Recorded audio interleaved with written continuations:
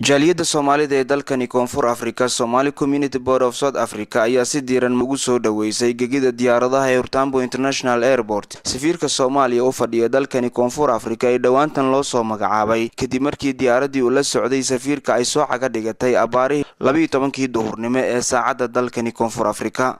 safiirka Soomaaliya ee dalkani Koonfur Afrika Mudane Sayid Shariif Xasan ayaa waxa garoonka ku soo dhaweeyay xubno uu horkacay gudoomiyaha jaaliyadda Soomaalida ee dalkani Koonfur Afrika Ismaaciil Cabdalla Soomane kuwaas oo isugu jiray ganacsato aqoon-yahaniin ururka dhalinyarada culimada xubno ka tirsan jaaliyadda Soomaalida ee dalkani Koonfur Afrika.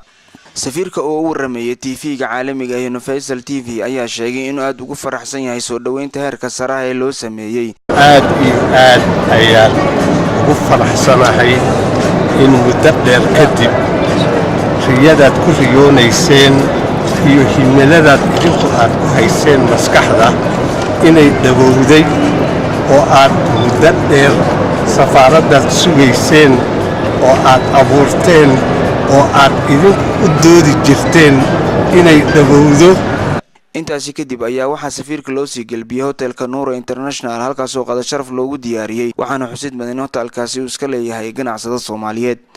qaar ka mid ah jaaliyadda Soomaalida magaalada Johannesburg ee dalkani Koonfur Afrika ayaa muujiyay dareenkooda ku aadan imaatinka safiirka Soomaalida ee dalkani Koonfur Afrika. waa faraxsan safiirka ugu horeeyay Soomaaliya ee dalkani waxaan filayaa dhibaatooyinka fara badan ee ummadda Soomaaliyeed dalkan ku haysay wax badan ka qaban doono.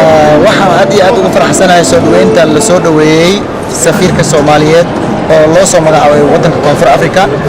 faraxsanahay safiirka Soomaaliya oo yimid markii ugu horeysay dalka South Africa anigoo kamid ah dadka muddo badan ku nool ee dalka South Africa maanta aad aan u soo dhaweeyay waan ku faraxsanahay maastikiisa.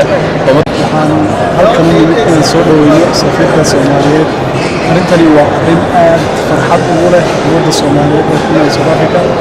si kastaba ha ahaatee markii ugu horeysay ee jaaliyad Soomaalida ee dalkani Koonfur Afrika ay ku soo dhaweeyaan dalkani Koonfur Afrika safiir Soomaaliyeed oo ka socday dawladda ku meel gaarka Soomaaliya. Cabdinaasir Soomane, Universal TV, Johannesburg.